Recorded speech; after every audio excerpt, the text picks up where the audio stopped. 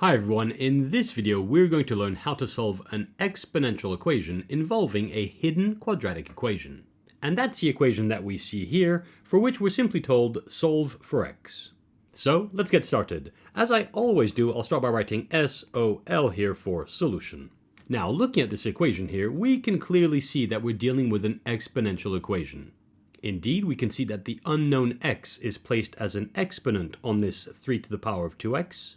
And it's also placed as an exponent on this 3 to the power of x we see here. But this exponential equation is a little bit special. And the reason for that is because it's hiding a quadratic equation. And here's how to see that. Looking at the two terms involving a power of x, we have 3 to the power of 2x, and we have 3 to the power of x. And the important thing to notice here is that the power on this first 3 is 2 times more than the power on the second 3. Indeed, that strongly suggests that we're dealing with a hidden quadratic equation. And to make that, dare I say, obvious, let me make the following note, and I'll just quickly write note. And that is that 3 to the power of 2x is equal to 3 to the power of x in parentheses squared.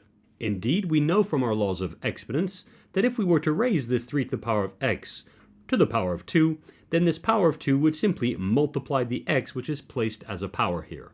So 3 to the power of 2x is definitely equal to 3 to the power of x squared. Now what I like to do next is to define a new variable. And here's what I do. I'll go ahead and say let capital X, so let me insist that's not the same x as the one we're trying to find here, but I say let capital X equal to the 3 to the power of x we have here and here. Let me quickly write that. Let capital X equal to 3 to the power of x. Using this new variable, we can go ahead and rewrite this equation in the following way. First of all, I'll point out that 3 to the power of 2x is equal to 3 to the power of x squared. So let me go ahead and write that. I'll say 2 times 3 to the power of 2x minus 8 times 3 to the power of x plus 6 equals to 0. That's nothing more than the equation that we started off with. Well, that becomes 2 times, in parentheses, 3 to the power of x, close parentheses, and raise that to the power of 2, minus 8 times 3 to the power of x, plus 6 equals to 0. Now, I make use of the new variable I defined here, this capital X, and I'll replace this 3 to the power of x here, as well as this one here, by capital X. So this becomes 2 times capital X squared, so capital X squared, there we go, minus 8 times capital X, which is just 8 capital X, plus 6 equals to 0. And in fact, this times between the 2 and the capital X squared is bothering me a bit, so let me just erase that 2, and I'll rewrite it like so. There we go. Looking at this equation, it's quite clear that we're faced with a quadratic equation. And so to solve it, I'll carry on with my working right here, and I'll solve this quadratic equation for capital X. So let's see, let me quickly copy that equation. 2 times capital X squared minus 8 times capital X plus 6 equals to 0. Now looking at this equation, we quickly notice that every single term we have has a common factor of 2. So taking that factor of 2 out, we can rewrite this as 2 times, in parentheses, capital X squared minus 4 capital X plus 3, close parentheses, equals to 0.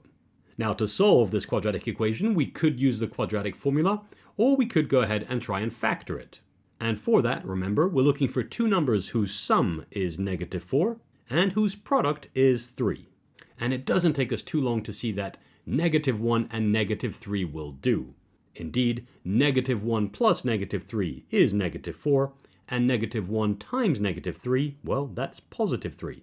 So we can write this in factored form as 2 times, in parentheses, capital X minus 1, times, in parentheses, capital X minus 3. And of course, that's still equal to 0. Okay, now that we've written all of this in factored form, the only way that this product of factors can equal to 0 is if 2 equals to 0, which isn't possible, or if x minus 1 equals to 0, I'll quickly write that. That could mean that x minus 1 equals to 0, or if x minus 3 equals to 0. And I'll write that as well, capital X minus 3 equals to 0. Now, solving both of these equations quickly, we find that either capital X equals to 1 or capital X equals to 3. But remember, capital X, well, that was 3 to the power of x. So each of these two results turns into 3 to the power of x equals to 1 and 3 to the power of x equals to 3. And so taking care of this first result here, 3 to the power of x equals to 1, to figure out what x has to be, we need to write the right-hand side as a power of 3. And the only power of 3 that equals to 1 is 3 to the power of 0. Indeed, 3 to the power of x equals to 1 is the same as 3 to the power of x equals to 3 to the power of 0. In other words, x equals to 0. And that x to the power of 0 is definitely a solution to the equation we started off with.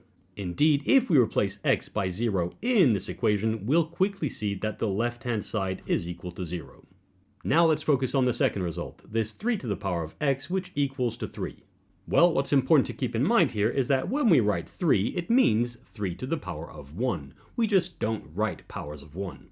But for all practical purposes, this result 3 to the power of x equals to 3 should be thought of as 3 to the power of x equals to 3 to the power of 1, which allows us to conclude that x is equal to 1. And that's this equation's second solution. And if you need convincing that x equals to 1 is indeed a solution to this equation, we could go ahead and replace the x's that we see here by 1, which would lead to 2 times 3 to the power of 2 times 1, so 2 times 3 squared, minus 8 times 3 to the power of 1, so minus 8 times 3, and of course we'd have a plus 6 at the end there. And by all means check, but 2 times 3 squared is 2 times 9, so that's 18, minus 8 times 3, which is 24, so that's 18 minus 24, which is negative 6, plus 6 is equal to 0. So this x equals to 1 is definitely a solution too. And there we have it. That's how we can solve this exponential equation involving a hidden quadratic. There we go, everyone. I really hope that helped, and if it did, please hit like on this video, drop a comment down below, and even subscribe to this channel to help get this video to as many students as possible.